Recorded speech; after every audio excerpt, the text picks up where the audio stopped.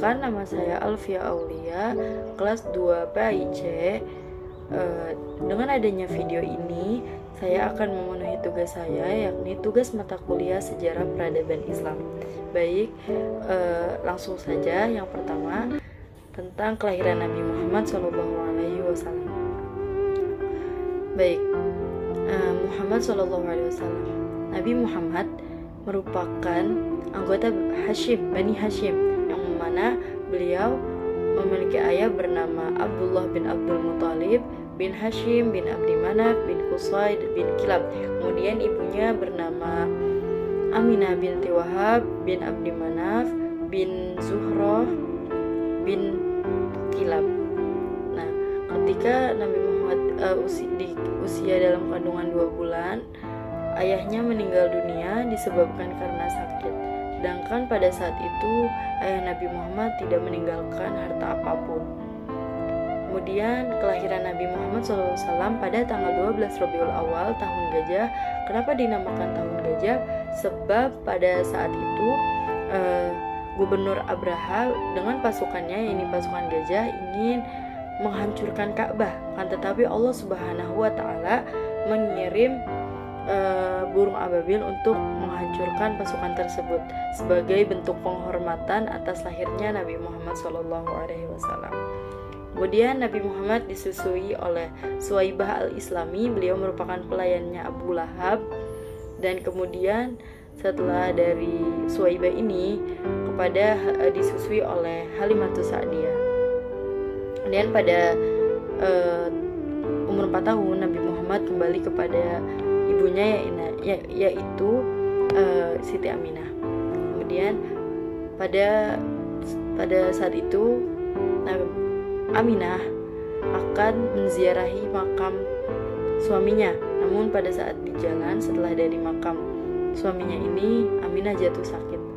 Aminah pergi bersama Abdul Muthalib, yang mana sakitnya itu pada saat itu ada di desa Kota Abwa, perbatasan antara Makkah dan Madinah. Nah, pada saat itu di umur ke-6 tahun Nabi Muhammad menjadi yatim piatu. Kemudian Nabi Muhammad diasuh oleh kakeknya, yaitu Abdul Muthalib, selama kurang lebih 2 tahun. Namun setelah itu Abdul Muthalib meninggal sebab sakit atau karena sudah tua. Dan kemudian hak asuhnya ada di tangan Abu Thalib, yaitu pamannya, yang pada saat itu Abu Thalib ini miskin, namun Allah cukupkan rezekinya. Pada saat bersama Abu Thalib, Nabi Muhammad sering menggembalakan kambing-kambing orang Mekah dan untuk memenuhi kebutuhan hidup kan. Kemudian pada pertama kali pergi ke Syam, Nabi Muhammad ini bersama Abu Thalib bertemu dengan seorang pendeta di Basrah, namanya Buhaira. Beliau ini bilang ke Abu Thalib bahwa beliau ini bakalan jadi nabi terakhir kan. Kemudian si pendeta ini menyuruh Abu Thalib buat ngejagain Muhammad ini agar nggak diiniin sama musuh-musuh di negeri Syam tersebut. Kemudian pergi lagi ke Syam dengan tahun yang berbeda. Nabi Muhammad menjadi pedagang juga, yakni bersama Khadijah ikut berdagang gitu. Khadijah ini orang kaya raya gitu. Beliau punya pelayan namanya Maisarah. Dan setelah 2 bulan dari sana gitu kan, Nabi Muhammad ini dipinang oleh Khadijah gitu. Khadijah ini sebelumnya tuh percaya sama Nabi Muhammad karena Nabi Muhammad ini berdagangnya jujur, amanah gitu, pokoknya dapat dipercaya. Dan pada saat itu Nabi Muhammad dipinang oleh Khadijah. Sebelumnya Khadijah ini umurnya 40 tahun dan Nabi Muhammad ini umurnya 25 tahun. Namun Khadijah ini ditinggal suaminya, meninggal karena sakit. Suaminya bernama Abu Halah dan memiliki anak laki-laki bernama Halah. Nah, itu di umur ke-25 tahun Nabi. Nah, setelah itu di umur Nabi Muhammad ke 35 tahun. Pada saat itu kaum Quraisy ini ingin merenovasi atau merenovasi ini Ka'bah, akan tetapi Ka'bah bingung nih orang kaum Quraisy ini siapa yang berhak gitu untuk meletakkan Hajar Aswad ini. Namun dengan kesepakatan kaum Quraisy di sana, mereka bilang kalau misalnya orang yang bakalan ngeletakin Hajar Aswad ini itu orang yang pertama kali dari Masjidil Haram. Nah pada saat itulah Nabi Muhammad yang keluar dari Masjidil Haram, dan orang-orang di sana pun senang, bahagia, lega karena yang bakalan ngeletakin Hajar Aswad ini Nabi Muhammad, orang yang dipercaya atau dapat gelar Al-Amin gitu kan.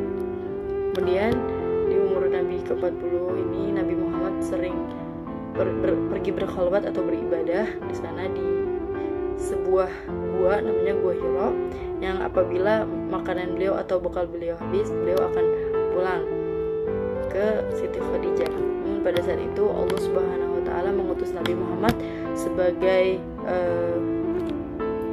rahmatul alamin gitu, sebagai rahmat buat manusia-manusia sekalian. Nah, pada saat itu kemudian dakwah Nabi itu pertama ini berdakwah secara sembunyi-sembunyi sebelum berdakwah secara terang-terangan. Nah, jadi pas berdakwah secara sembunyi-sembunyi ini Nabi Muhammad masih cuma kepada keluarganya aja, ke kerabat dekatnya. Jadi kayak Utsman bin Affan, Zubair bin Awam, Thalha bin Ubaidillah, Ali bin Abi Thalib, dan Khadijah. Jadi Khadijah ini perempuan yang pertama kali masuk Islam, dan dari yang tadi saya sebutkan itu merupakan as-sabiqul awwalun, as-sabiqunal awwalun, atau orang yang pertama kali masuk Islam. Nah, setelah 3 tahun dakwah sirron gitu atau dakwah secara sembunyi-sembunyi, akhirnya dakwah jahron atau dakwah secara terang-terangan. Nah, jadi Nabi Muhammad ini mengumpulkan orang-orang sana kaum Quraisy, bilang bahwa aku tuh diutus gitu untuk menjadi rahmat gitu bagi manusia, untuk Allah tuh ini untuk mengajarkan kebenaran gitu kan ya, mengajarkan kebenaran. Namun di sana orang-orang pada menolak, apalagi Abu Lahab, yaitu pamannya Nabi, beliau tuh nggak percaya gitu bahwa Muhammad ini merupakan Nabi yang diutus oleh Allah Subhanahu wa taala. Nah, pada saat itulah banyak kaum Quraisy yang membenci Nabi Muhammad gitu. Sampai akhirnya tuh Nabi Muhammad tuh mau dibunuh gitu. Namun di situ Nabi Muhammad menyuruh kepada kerabat-kerabatnya untuk hijrah dari hijrah ke Habasyah. Dia ada 33 orang laki-laki dan 11 orang perempuan yang hijrah. Nah, seperti itu. Nah, terus di 10 tahun kenabian ini Nabi Muhammad itu ditinggal oleh Abu Thalib, pamannya, dan juga istrinya yaitu Khadijah. Nah, pada tahun inilah disebutnya Amul Huzni atau tahun kesedihan.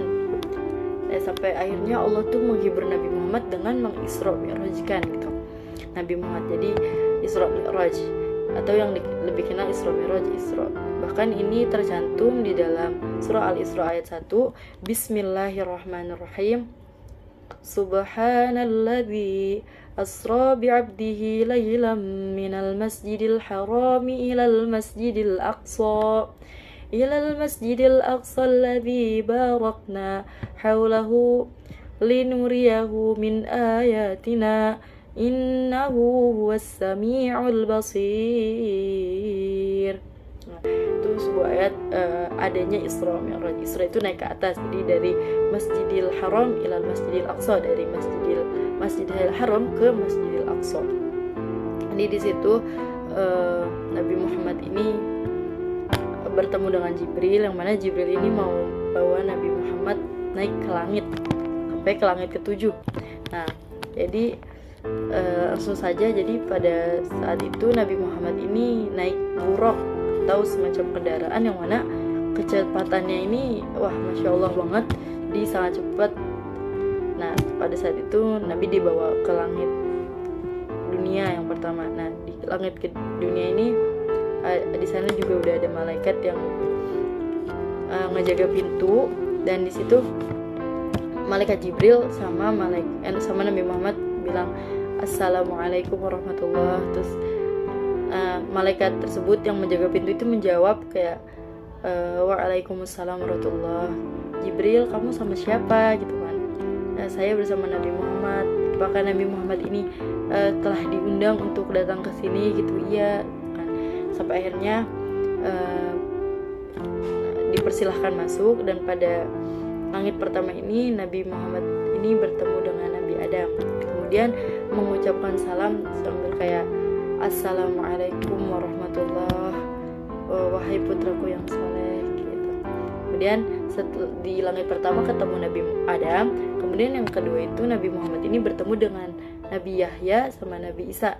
Dan gak lupa juga nih, Jibril juga ngingetin Nabi Muhammad untuk ngucapin salam juga.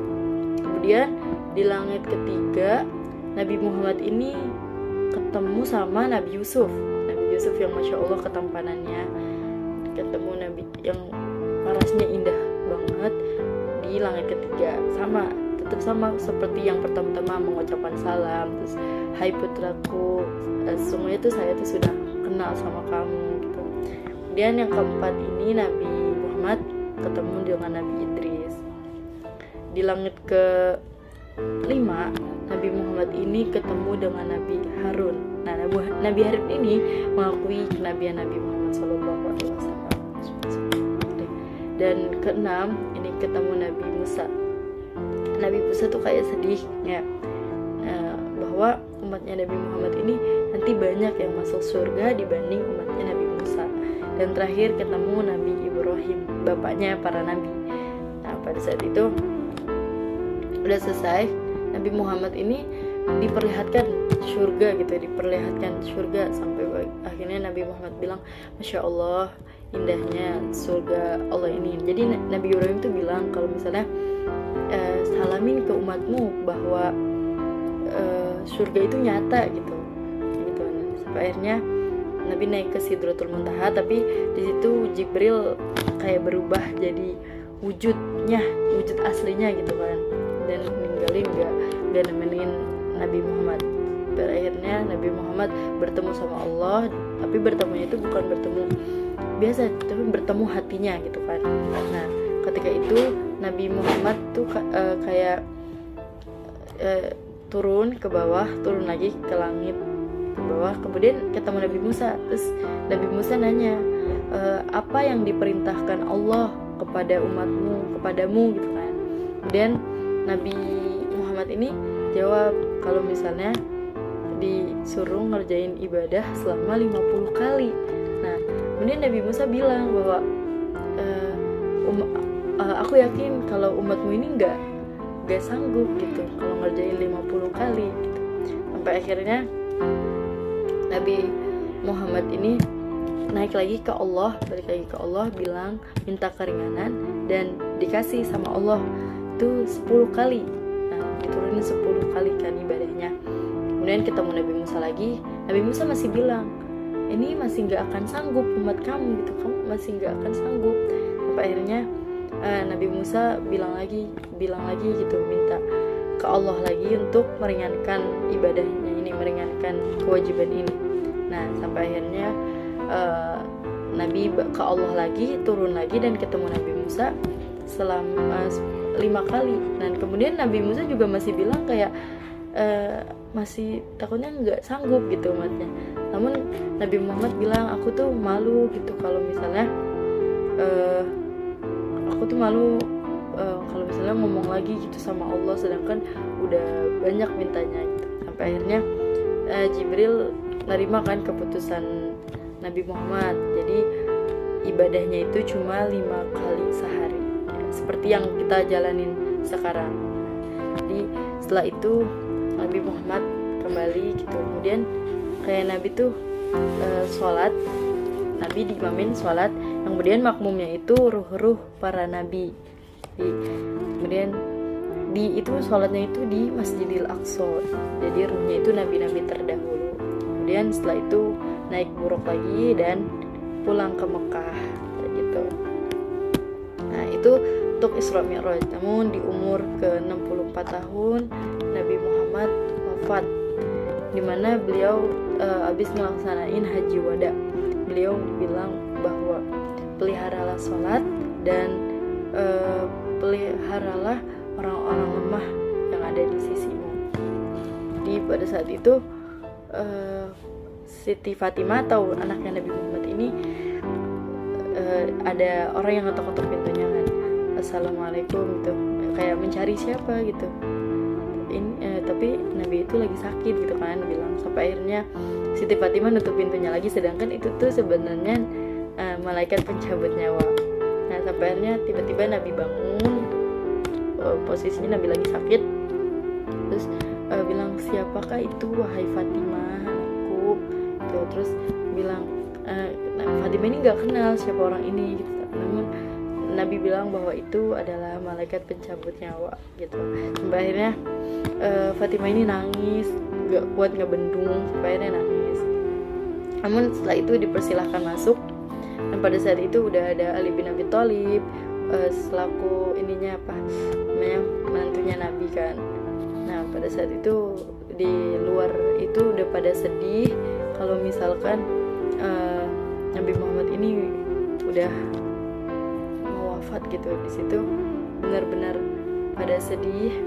Bahkan Umar ini gak percaya kalau misalnya Nabi Muhammad tuh gak ada. Sampai akhirnya Abu Bakar As-Siddiq tuh bilang gitu bahwa iya, Nabi itu gak pernah wafat kalau misalnya selagi kita tuh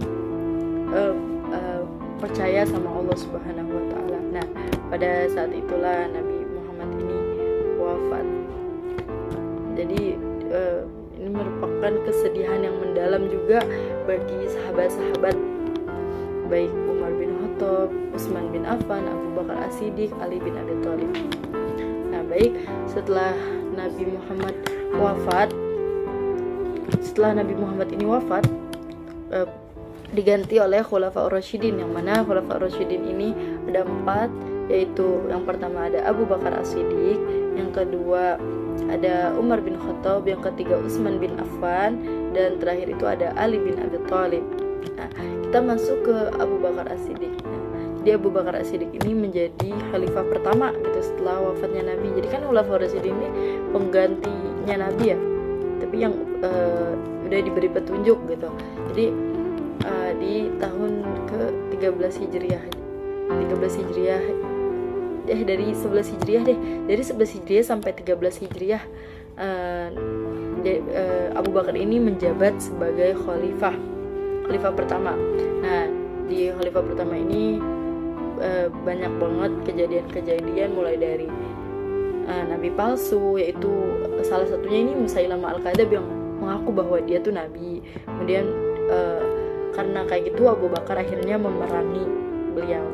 Kemudian yang kedua, kejadiannya itu menghimpun ayat-ayat Al-Quran. Terus ada menaklukkan kaum murtad. Nah pada saat masa Abu Bakar ini banyak banget orang-orang yang murtad dan orang-orang yang gak mau bayar zakat, sampai akhirnya ditaklukin lah sama Abu Bakar ini. Kemudian memerangi pasukan Usamah juga.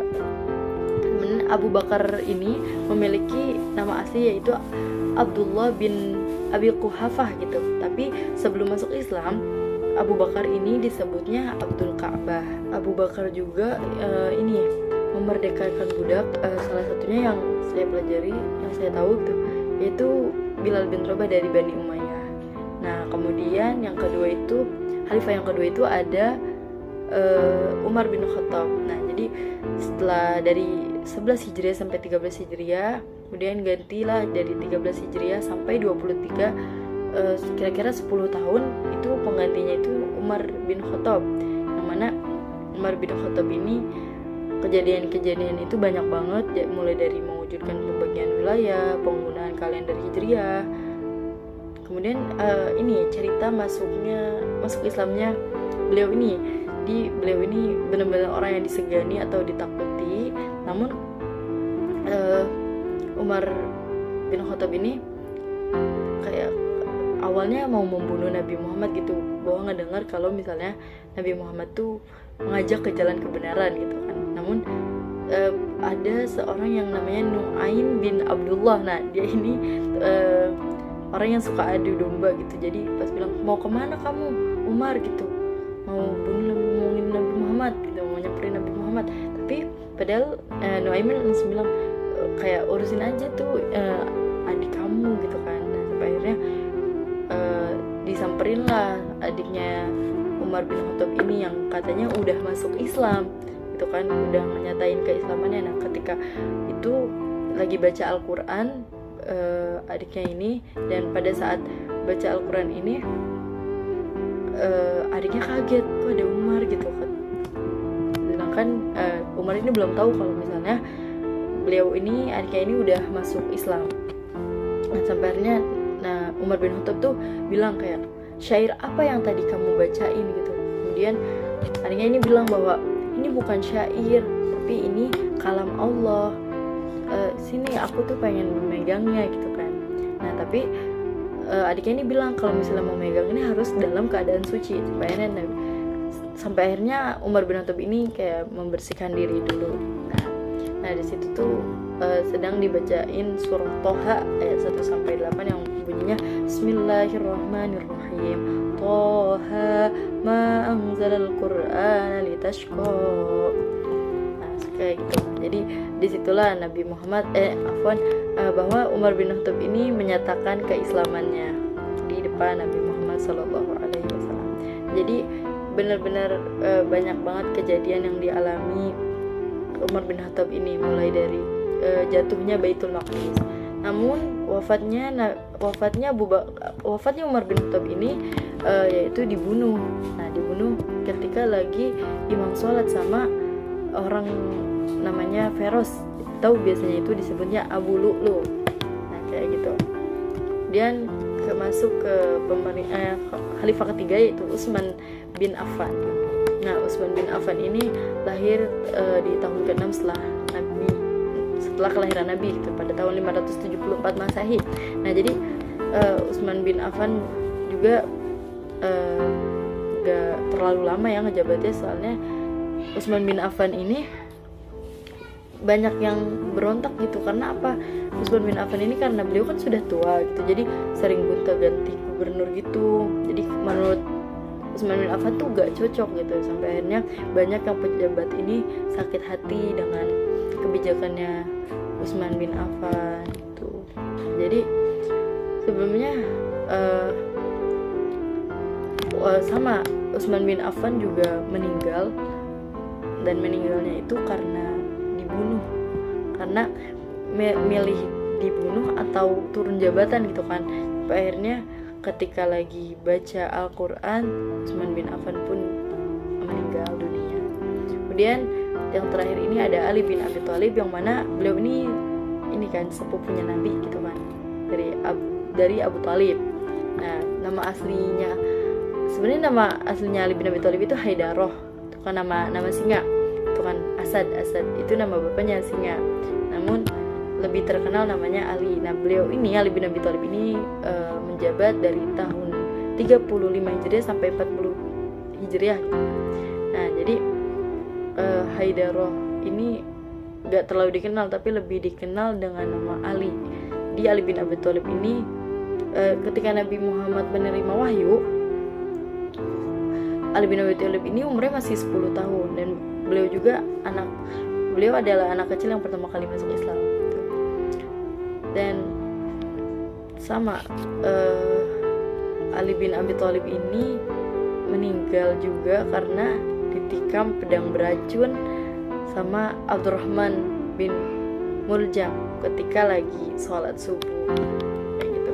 Sebenarnya ketika kayak Umar bin Khattab dibunuh, terus Ali bin Abi Thalib dibunuh, itu tuh kayak tetap yang membunuhnya ini kayak ngomong Allahu Akbar gitu, pakai nama-nama Allah, padahal mereka ini bukan orang Islam gitu. Nah jadi dapat kita ladani dari kisah Nabi Muhammad, kemudian Khulafaur Rasyidin ini, kita mesti meneladani sifatnya Nabi Muhammad, kebaikan-kebaikannya Nabi Muhammad dan sahabat-sahabatnya. Tambahan sedikit untuk Utsman bin Affan ini, sebenarnya beliau juga termasuk ke as-sabiqun al-awwalun. Kayak gitu, Utsman bin Affan. Mungkin hanya itu yang dapat saya sampaikan. Kurang lebihnya mohon maaf apabila dalam penyampaian kata saya kurang tepat atau masih banyak kesalahan, sebab kesalahan datangnya dari saya sendiri dan kebenaran hanyalah milik Allah Subhanahu wa taala. Semoga dengan adanya cerita ini, dengan adanya kisah ini, kita makin meneladani kisah-kisah Rasul dan para sahabatnya dengan sebaik-baiknya. Mungkin ila hadza minni wa atlubul afwan. Syukran. Wassalamualaikum warahmatullahi wabarakatuh.